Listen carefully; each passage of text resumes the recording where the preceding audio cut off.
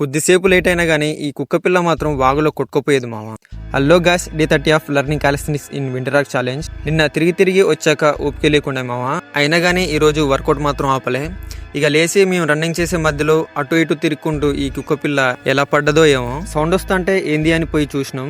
ఆ ప్లాస్టిక్ పైపుని పట్టుకొని ఉంది. అప్పటికి తడిసి ముద్దై వణుకుతుంది. తీయడం కొంచెం లేట్ అయినా గానీ అది మాత్రం వాగులో కొట్టుకుపోయేదేమో అనిపించింది. ఫస్ట్ తాడుతో లేపుదాం అనుకున్నా, కానీ అది ఏమనకపోయేసరికి చేతులతోనే తీసిన. కాసేపు ఉన్నాక దాని తల్లొచ్చి తీసుకొని వెళ్ళింది. సో ఇక మన వర్కౌట్ వచ్చేసి ఫస్ట్ వార్మప్ చేసి స్కిల్స్ ప్రాక్టీస్ చేసా.